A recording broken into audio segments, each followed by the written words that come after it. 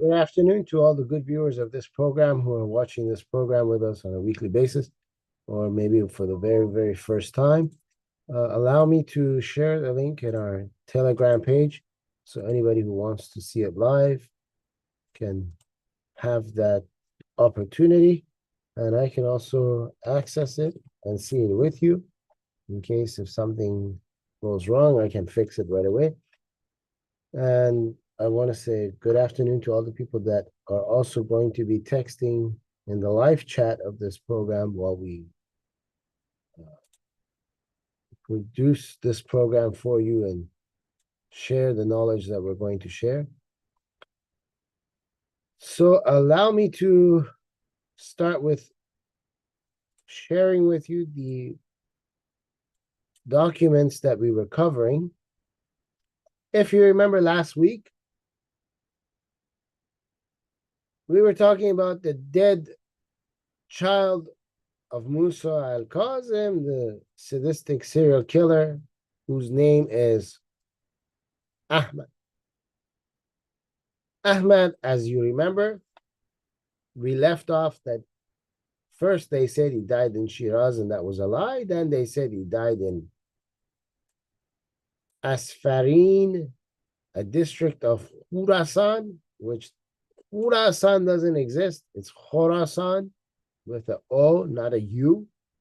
But of course, mullahs, as usual, they don't have any knowledge, and they want to keep the people that are Muslim also illiterated. They don't want you to have knowledge. You have to be dumb. You gotta, that's your degree. No. In Islam, that's the degree you're given. You're not allowed to read. You're not allowed to seek knowledge. You're just supposed to listen and follow. Okay?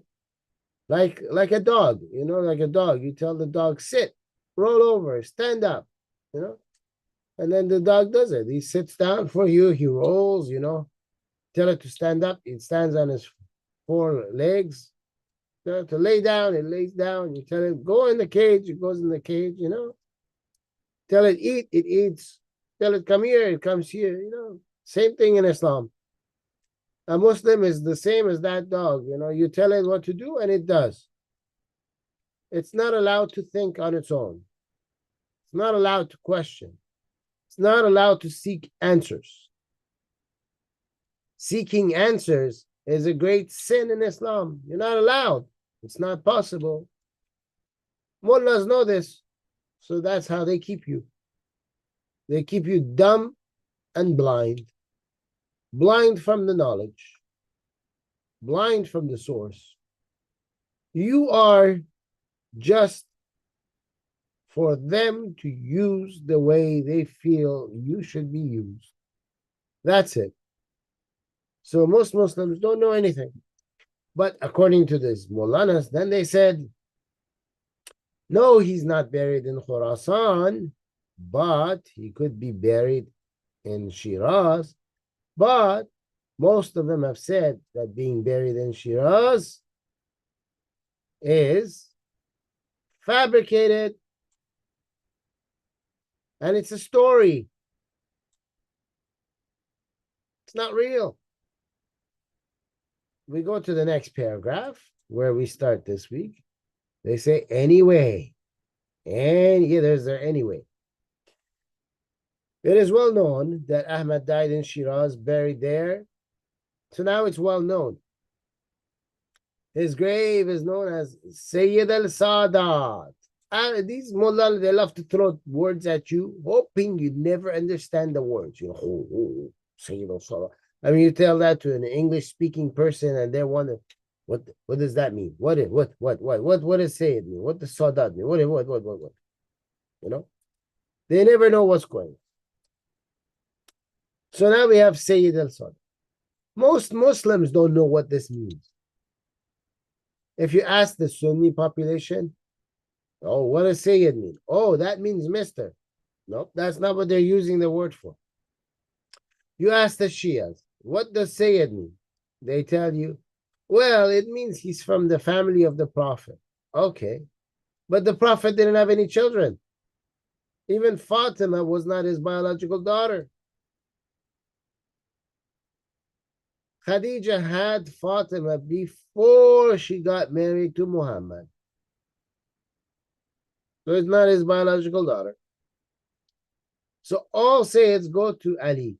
It's from his family, which is the cousin. Then you ask, what does Sadat mean? So the Sunnis, they have no idea. They're lost. They have no clue what you're talking. You get to the Shias, the Shia will tell you, well, it means that the mother and the father can track their way back to that same Ali. That would work for today. You know, thousands of years later, someone from Pakistan marries someone from Iran, and then, you know, they don't have a real marriage. They have a FUCKING contract. And then through that contract, they give birth to some child, and this child, for example, can say, yeah, my mother's lineage goes to the line of Ali, and my father's goes back. But this isn't 1,400 years of today. This is 1,400 years of before. So in the before time, you didn't have all these different offsprings to choose from. Sadat here is somebody whose father slept with that person's sister, okay? Meaning the father slept with his own daughter, and they produced a child. In other words, this boy, Ahmad, his father is Musa al-Kazim. From his mother's side, his grandfather is Musa al-Kazim. From his mother's side, his mother is his mother and his sister at the same time. Incest. Incest and pedophilia is what took place here. So for the mullahs to avoid that, because someone like me will come and show it, and then everyone will know it. To avoid this, they said this title is no good. We have to change the title. So what did they do? They changed the title. They gave him a new title. They started to call him Shah Chiragh. They went from complete Arabic identity, Arab man, Arab titles, to 180 degrees the other way, and they made the guy sound like he's from Iran. Shah means king.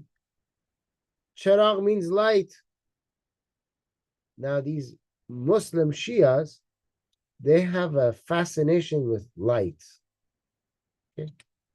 The Prophet is made out of light. His Ahlul Bayt, you know, his sacred family members, they're all made out of light. These lights were on the forehead of the crown that's sitting on the head of their idol god, Allah. You see, Allah has a head, and on his head, he wears a crown like a king. When they tell you no one knows what Allah looks like, they're full of shit. They all know what he looks like. He has a head, and he wears a crown. So his head has a limit. You know, it's only so big because you have to have a crown that sits on it. And this crown has lights coming out of it. Out of that light is what Muhammad was created. That light that Muhammad was created out of got split into two. The other half became Ali. And then from that light, everything else kept splitting off. Okay? So they have a fascination with light. They love light. They think light is powerful. They think light has knowledge. Light doesn't have knowledge. But they think light has knowledge. Hence, they call this guy King of Light. Like they're going to give him a big title. You would do that if the guy was actually a scientist of some form and he came up with some technology, did some benefit for the world. You know, if he did something, this guy didn't do nothing.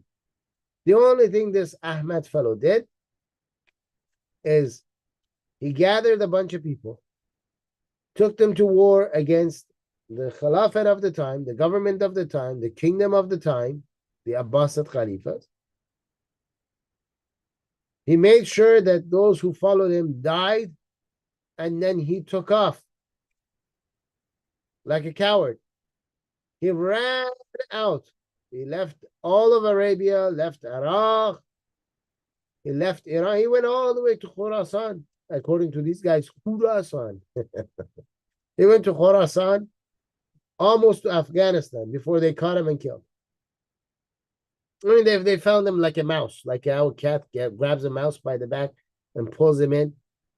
They had to go and catch him like a mouse and bring him over and finish him off. The guy ran. Coward. He wasn't a great general. He wasn't anything. The guy did nothing in his life. He was an inbred that, under the orders of his father, made sure a whole bunch of people that should never have been in battle get involved in a battle, die in a battle, and then run away. He was the Osama bin Laden of his time.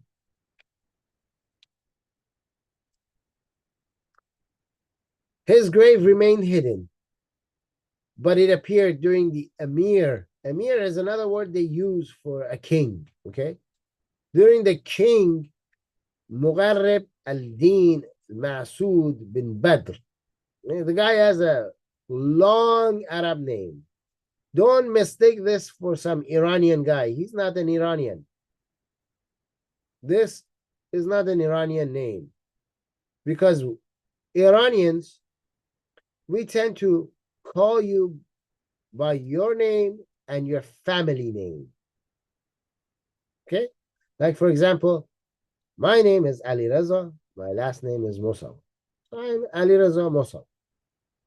Now, if someone wants to give me some kind of a respect, they'll throw the title of my achievement, which is a doctor, in front of it, and they'll be calling me Dr. Alireza Mossavat. Arabs don't do that. Arabs call you by your name, then your family name, then your father, like they link that to your father, then your father gets linked to the family name of his, and then to his father, and then it just keeps continuing. So when the little kids go to school in Arabia, it takes like an hour to go through the list of which kids are present in school, because every kid will start, and then you need a whole bus to write his name. This guy, son of this guy, son of this guy, son of this guy, son of this guy, son of that guy, son of this guy, son of that guy, son of this. They go on and on and on. That's their culture. When you see this, it's the same thing. Look, Mugharrib al-Din, okay? That should be like, Mugharrib is his name. Then you gave him his title, al-Din.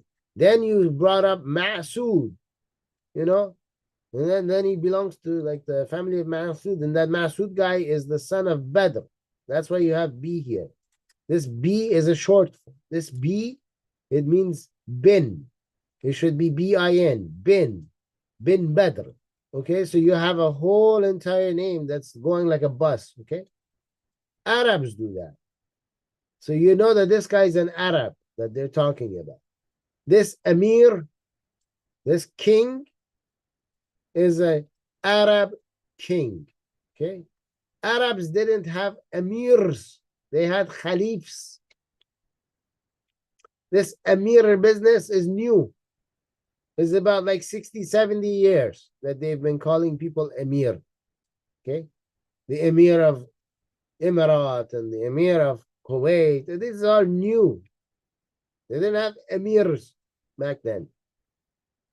They had Khalifs. Like the Umayyads had Khalifs. Abbasids had Khalifs.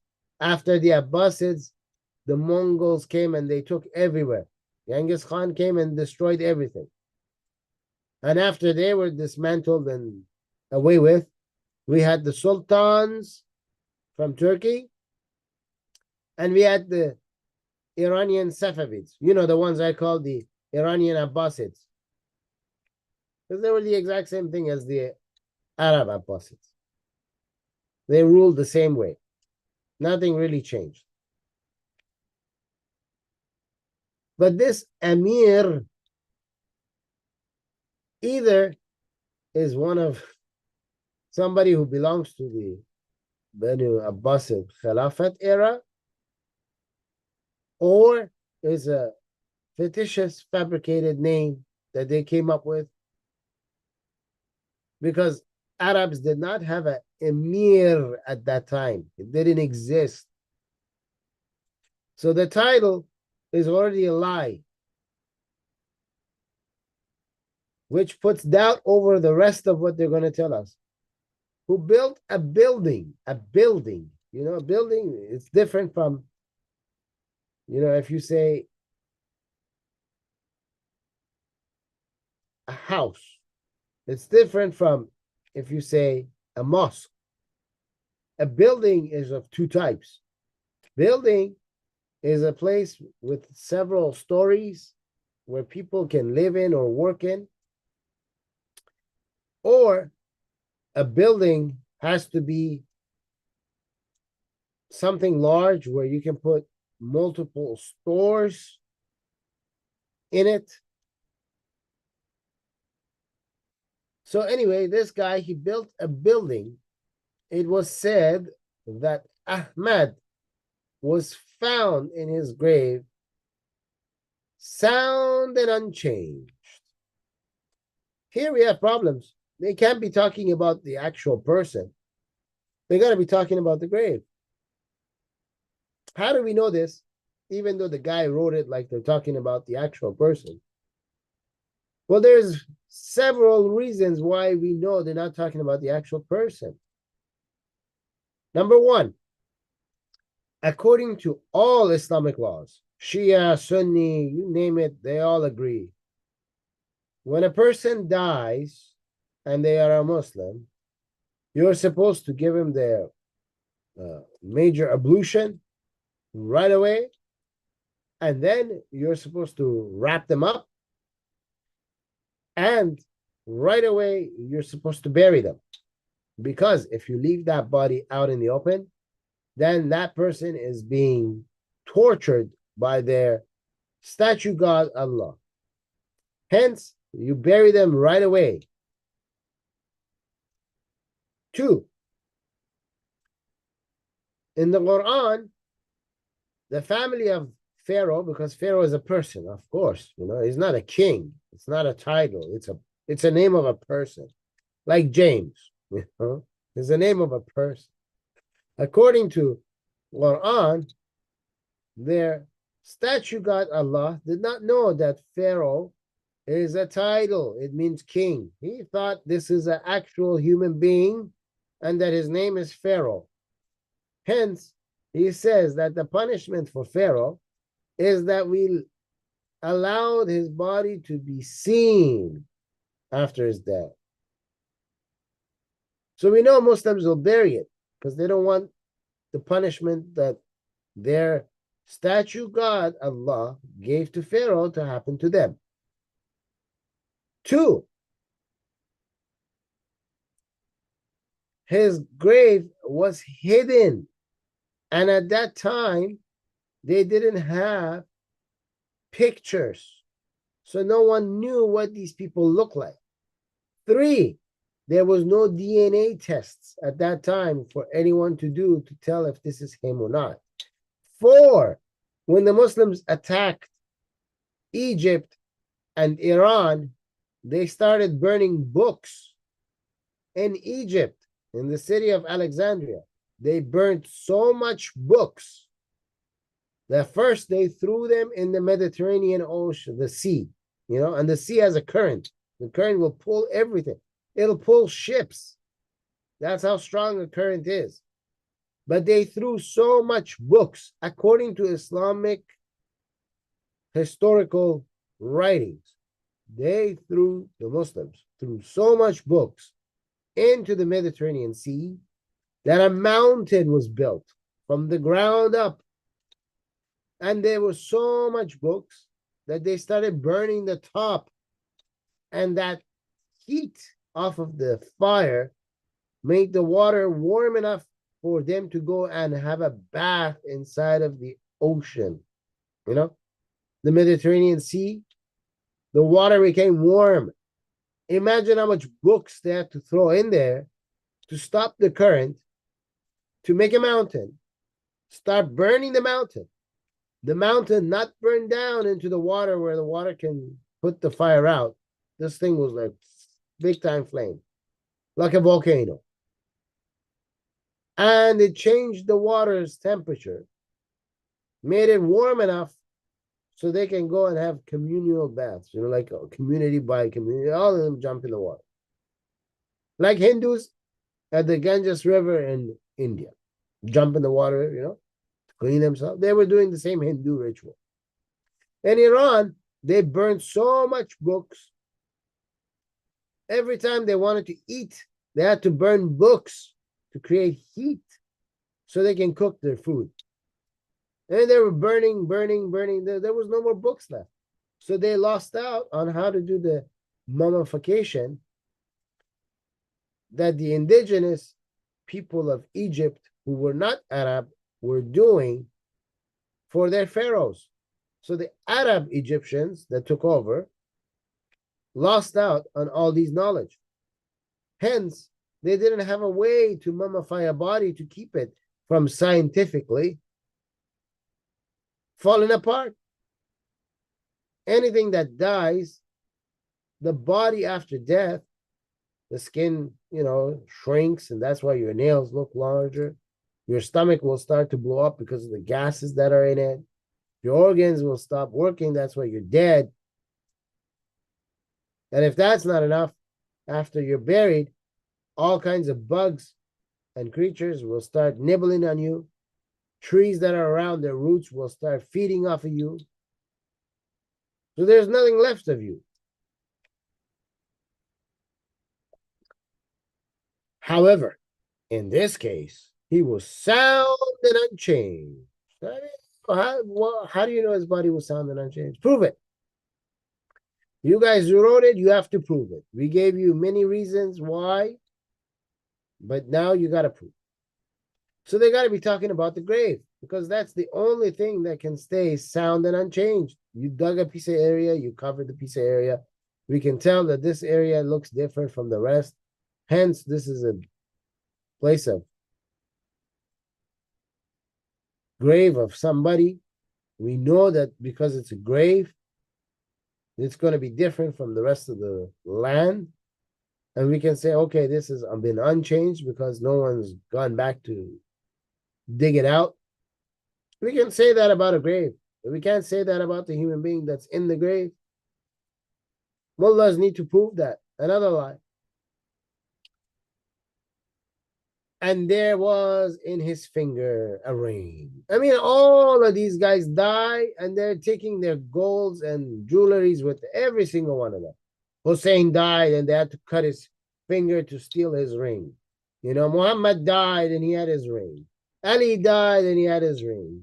You know, Hassan died, and he had a ring. It looks like they're trying to copy the kings of China. When they used to take their soldiers with them, they're trying to copy the pharaohs of Egypt when they used to take their jewelry with them and their dogs and cats too. These guys are copying all of the religions that are statue worshiping, multiple God having religions. These guys are copying them. The ring, he had a ring, he put his ring on because, you know, when you go to heaven, you need gold and silver, man. I mean, if you can take it with you, why not? You know, you're going to take it. And then they tell you, when you leave this earth, you don't take anything with you. You got to live a humble life. Starve yourself while you're here. They tell you all these things here. All lies because the mullahs want all of your belongings. But he had a ring. He had a ring on him. Who's to say somebody didn't come and place a ring like this? You know, someone came and placed the ring on his finger after he died, you know. He had a ring on him. And on the ring it wrote, might belongs to Allah, Ahmad bin Musa. In other words, when you put Ahmad bin Musa after this might belongs to Allah, it means might belongs to Allah is the same of Ahmad bin Musa. If we are to take that the way they're teaching it to us in this book, it means anyone who goes to this guy's grave, as they do in Shiraz, that person is no longer following Islam, and that person is no longer following Shia Islam. Rather, they have created a new religion, and they need to give that new religion a new name. Now, a lot of Muslims will say, why? Why did you say that? Well, because if the first person to say might belongs to Allah is Ahmad bin Musa, that means their prophet, Qatam, the human feces, who later changed his name to Muhammad, the praised one, obviously this wouldn't be his saying because they should have put his name beside it. That means because it's not his saying, he did not know this. That also means that Ali, who learned from that human filth, Qatam, he didn't know this. The human feces never taught him. That means that they didn't teach it to Hassan or Hussein. That means they never taught it to Ali Zain al-Abidin. They didn't teach it to Muhammad al-Baqir. They didn't teach it to Jafar the stripper. They didn't teach it to Musa al-Kazim, which is this guy's father. And then he became the new prophet and got new knowledge that nobody else got prior to him. And he's brought that knowledge out for you today. Hence, he is a new prophet. And a new prophet means a new religion. So anybody in Iran who goes and visits this guy's grave, know that you are no longer a Muslim. You are no longer a Shia. You never were a Sunni anyway. So now you have a whole new religion. So the people recognize them. Who recognized them? Which people recognize them? In order for them to recognize this guy, if his body is unchanged, they would have had to see him when he was alive. But his grave was kept hidden, meaning people died, generations passed, emirs came when they used to have caliphs. Society changed.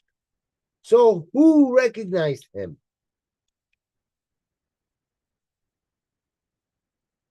The Atabek Abu Bakr built over it a building higher than the first. So imagine, ladies and gentlemen, you have a grave. Okay, we have a grave. This is our grave. This is our grave. Okay, this is the grave. And then around this grave, we built a building. Okay. And then this guy came along and he built a bigger building, a higher building on top of the other building. So around the other building, you have another one. It's like the Russian gifts where you get a box and then you get a smaller box inside that one and another smaller box. And this is in reverse. You know, you get the grave, you get a building, and then you get a bigger building around that building and a taller one too. You know, I mean, they come and they keep building buildings. Why are you building buildings over a grave?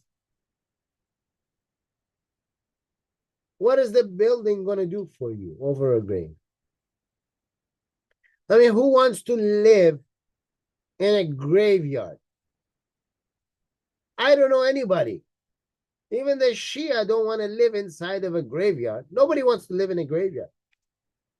You don't find people say, well, I'm gonna bury my best friend in my house, and I'm gonna put my bedroom right beside his grave. Nobody does that. But apparently, according to mullahs, everyone's building buildings over the same grave.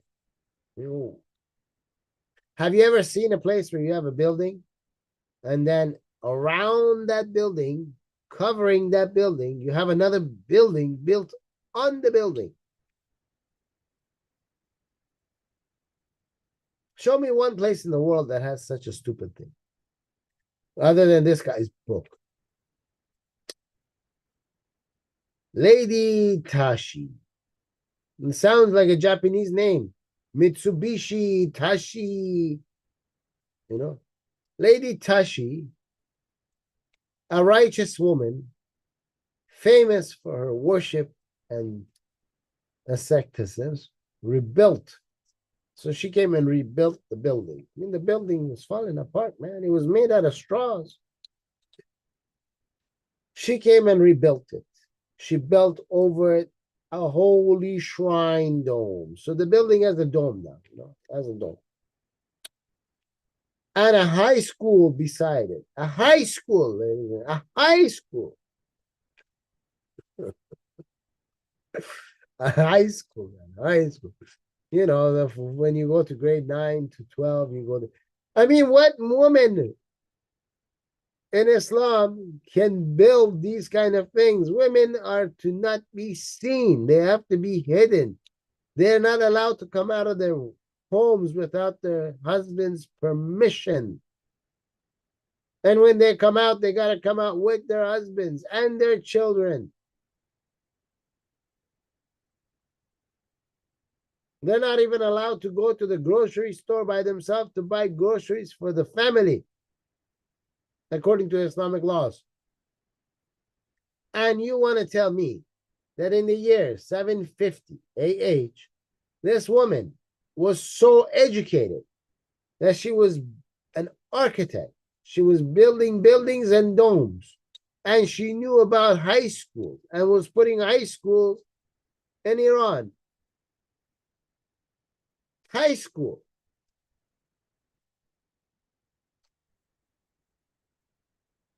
And the first time we had a high school in Iran, after we were invaded by Islam, happened to be over 100 years ago during the kingdom of King Reza Pahlavi of the Pahlavi era, right before World War II. But this woman, a Japanese naming woman, apparently was building high schools and buildings and shrines in Iran. Okay. The famous explorer, Abdullah, you know, his name has two Abdullahs in it. Abdullah, Allah, Al-Hanj. You know, Abdullah. You see? This Abu means it's a short form for Abdullah.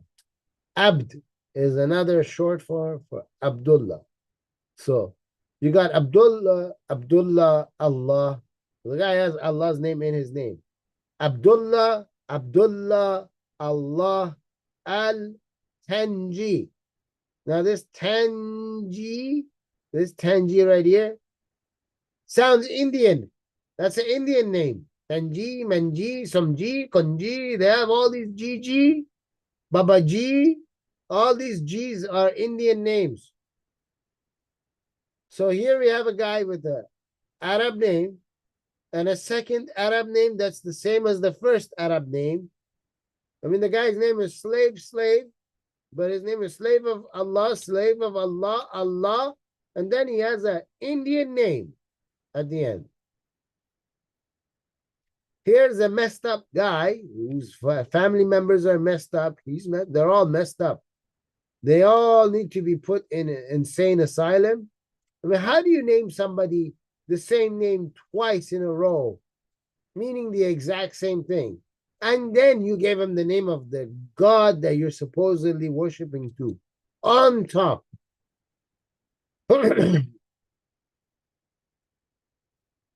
I could see if you name the guy the name of the son of the God, and then you say, well, this is not the name of the God, this is the name of a son of a God. I can see if you give the attribute of a God and you call your child by the name that means the attribute of a God. Now you're going to give the name of your God directly to your kid. And before that, you're going to put him as slave of that God twice. And then the guy has an Indian name at the end, Tanji. So we went from Japanese woman to Indian man, better known as Ibn Battuta. Before we continue, I have to explain to you, the English viewers, Ibn Battuta is the biggest, most famous explorer that the Arabs go to when they talk about Islam. He's their biggest Islamic explorer. He explored the whole world. He knows all about the world. Every single little centimeter of the world, he's explored it. I mean, he explored it before we had satellites. He knows the world better than the satellites can show you the world. Believe it, man. He is so good. He is so wise. He is so brave. He is so smart. He has so much knowledge that if we sat down from today to the end of the world, then we gathered all the knowledge we possibly can for thousands and thousands and thousands of years, we wouldn't be able to hold a candle to one dot making point of this guy using a pen on a piece of paper. Let me give you an idea of his knowledge, okay? This is for you. One of the knowledges that Ibn Battuta brought to the world from his exploration of this world that we all currently live on in this planet, okay?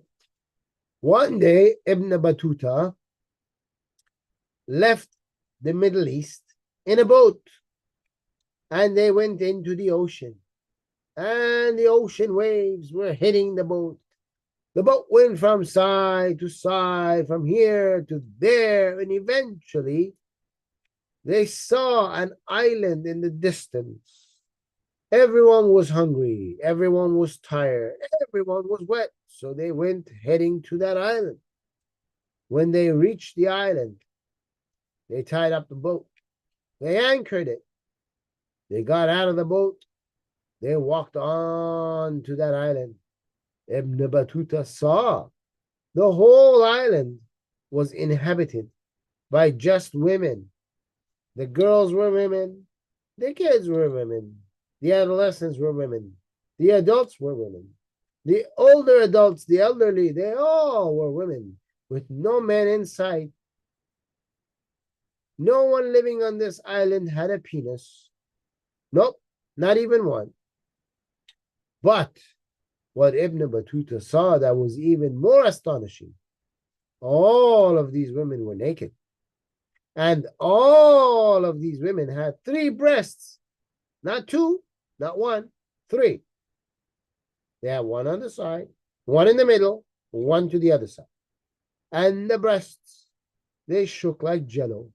Every time they took a step, boing, boing, boing, boing, they were all over the place. Ibn Battuta saw this, and he was astonished. He wanted to find out what this island is called. So he asked them. They told him it's a secret. Of course it's a secret. I mean, they don't want to be mixed with the rest of us. They have 3 breasts. Our type of women only have 2. You can't compare the 2. I mean, they got 3. So they told him by whispering in his ear so that his other ear couldn't hear what his other ear heard from these women. When they left the island, Ibn Battuta told the people, you will never find this island again. Only I know where this island is because I know the name, but none of you know the name. And he started laughing at them. Ha, ha, ha, ha. And when they returned back to Arabia in the Middle East, they told the story. thousands of people went out with the rest of the crew of that boat, but they could never find it. And Ibn Battuta, until the day of his death, never shared the name of that island. Ladies and gentlemen, your satellites, they can never show you this island because simply Ibn Battuta pulled it out of his anus and he fed it to a bunch of Muslims, and they couldn't disagree because at that time they didn't have any knowledge, they didn't have any satellites, and no one could dispute him, and therefore they kept going and searching and searching and searching and searching and dying in the oceans looking for some garbage that Ibn Battuta fed them. So now we have that same Ibn Battuta, and now he's going to be telling us about Ahmad. So what is he going to tell us? Ibn Battuta talked about his visiting the holy shrine. He's holy now. Ahmad is holy. I mean, holy is for God. But in Islam, that's not the case. In Islam, God is not the only holy. Everybody's holy. The Prophet is holy. His companions for the Sunnis, they are holy. You can't say anything about the companions or else you're no longer a Muslim. That's how high of a level they are. You know, you can't say anything about Abu Bakr. You can't say anything about Umar. You can't say anything about Uthman. You can't say anything about Amr Nas. You can't say anything about anybody. They are holy. For the Shia, you can't say anything about the Ahlul Bayt. They are holy. But I say about the Ahlul Bayt day in and day out. These are all holy people. They're all gods. Their kids are even holy. Look, Ahmad is holy. You know, he's as holy as the holy cow for the Hindu. Holy, holy, holy. So, the shrine is holy. It's an honor for the Iranian people, according to Ibn Battuta. It's an honor that you have Ahmad's burial site that may or not may be even his burial site, because no one knows where his actual burial site is. But the fact that you've been graced by the Arabs, that they allow you to take a piece of Iranian land and pretend that one of theirs died and got buried in that piece of land of yours, that is an honor for you, the Iranians. Forget about when Iran was a superpower nation, the Greeks were still scattered cities and hadn't even formed a country yet. No, don't worry about that far of a historical event. No. Forget about the fact that Iran had the great king of kings, Kurosh the Great, which you know as Cyrus. Forget about the fact that we had the great king of kings, Darius the Great, who you know as Darius, whose name until today black people are using, and they don't call that cultural infringement. The woke people don't call it that. I guess, you know, they're allowed to use white people name. But if you go ahead and, you know, try to do a hairstyle similar to theirs, you're stealing their culture and everything else, and you'll find yourself getting mugged and killed and God knows what else in woke societies. Forget about the fact that we brought to the world the first Charter of Rights nearly 3,000 years ago, where it says all people, all skin colors, all languages are all equal, no matter what their belief system is. No, forget all that. Forget about all the great sites that the Iranians built in Iran, the great cities and everything else, the cultural scientific achievements, the Suez Canal and the rest, and forget about all of that. Forget about everything that the Iranians did, the multiple times that they became superpowers competing with Rome and everybody else. Forget about all that. Forget about the Silk Road that we created from Iran to China, that now China wants to claim as theirs. when at the time China wasn't even a nation. It was a bunch of different provinces who had their own kings who used to go to war against each other because each one wanted to take over the other to increase his own province, and they couldn't formulate themselves into a country until thousands of years later. Forget about the fact that on our other side, we had India, who was a mix of multiple provinces, and they were not one whole nation until after the British came and took them over and told them, you guys are one nation.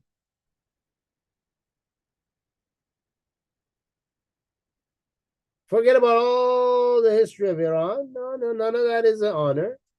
The honor, according to Ibn Battuta, is that there may or may not be a person in a grave inside of a city called Shiraz who they're attributing to an idiot who his Arabic title name brought so much shame to that family that they had to change his name from a completely Arab name to a completely Persian name and pretend that the guy is buried there. Apparently, according to an Indian named Tenji, that is an honor for Iran. And the mullahs put it in. So when we tell you they're committing genocide on Iranians, when we tell you they're trying to destroy any historical artifacts of Iran and anything that's tied to Iran, when we tell you that they're trying to push Arabicized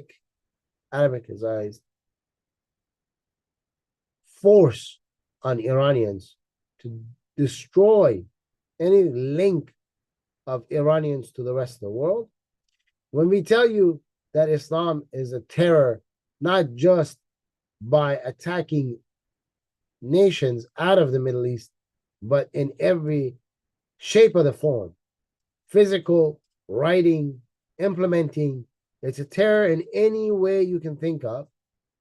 You're looking at it.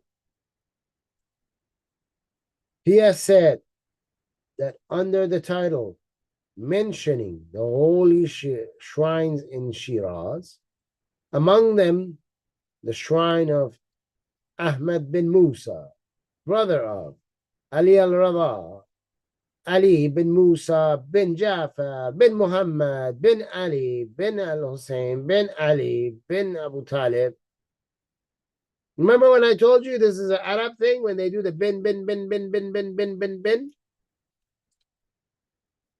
That Amir was an Arab Amir, had the same thing. Bin. The people of Shiraz regarded it as a great shrine. When? Who? Where? You got a bunch of Muslim idiots in Iran who are Shia who think if they go and they visit these graves that their statue god Allah will use that as an excuse to shower some mercy and some daily sustenance on them. But what they don't realize is they take their money and they throw it in the zuri, so they pay a dead man, and then the mullahs come and collect that money and put it in their own pockets.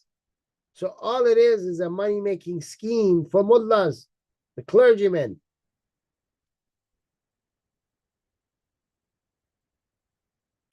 Lady Tashi, the Japanese, is the mother of Sultan Abu Ishaq and ordered a large school to be built beside. Now you see how over here we have Sultan. Sultan is another word for king, but Sultan was used by the Ottoman Empire of Turkey. Meaning, this lady Tashi of Japan is the mother of the Turks. Meaning, this would have had to happen after the Mongols eventually died out and the Middle East came out of the clutches of the grips of the Mongols, and it came back in the hands of the Turks and the Persians. Now, what is the mother of an Ottoman king doing building Iran? The Ottomans and the Persians were at war with each other during that same time. Why? Because the Ottomans were trying to fight against the rest of Europe, and the British felt that they needed to put a roadblock in front of the Ottoman Empire so it doesn't invade them and take them over, since it had made its way all the way up to the Balkans and Ukraine. Hence, they had to do something. So they decided to create a partnership with the Safavid kings of Iran, which are the Abbasids of Iran, because their King Abbas is their biggest name. And they sent them to war against the sultans of Ottoman Empire to create a buffer so that all the army of the Ottoman Empire can't go north. Some have to stay back and go east and have a war with the Iranians. So what is this woman doing, going to a country that is attacking theirs to build and make that country even better, according to if this shrine was going to make that country better? Bring them honor. Why would you go and bring honor to a country you're in a war with? It doesn't make any sense, because it's all lies. It's a bunch of stupidity that the mullah thinks in his head, thinks, oh, these are big names. If I attach them to each other, then I will get a big story and people will believe it. Yeah, Tashi had a son. His son was the sultan. He was a king. Everybody's a king, apparently. He was a sultan. The emir is another king. And, everybody's a king. And the kings came down. And, oh, yeah. He doesn't realize you can't use a king of another country for another country. And since when in early Islam were women running around calling the shots? It's the men that call the shots. Women have half the brain. Women get 1/3 of the inheritance of the men.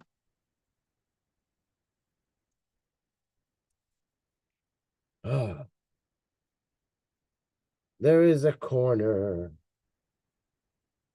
for the visitors, but we will reach this corner that they're talking about at another time.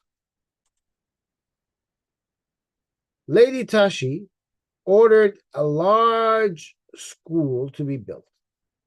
Earlier on, Lady Tashi was building a high school. Now it turned into a large school. I mean, a high school and a school are different from each other. Because when you say high school, you're talking about a certain grades. 9 to 12. The idea of grade system in schools is a very, very recent thing. Maybe about, 200 years that we have grade systems, grade 1, grade 2, grade 3, grade 4, grade 5, grade 6. 200 years, maybe 300 years at the max.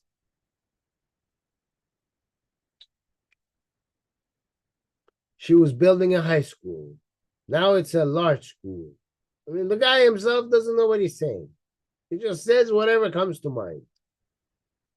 And by the way, that's right beside the buildings. That's over the other building with a dome on top of it.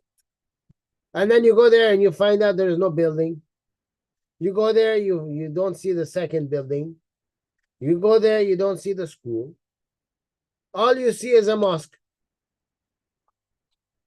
One mosque with a dome. And that one, Ali Khamenei, the human cockroach, attacked it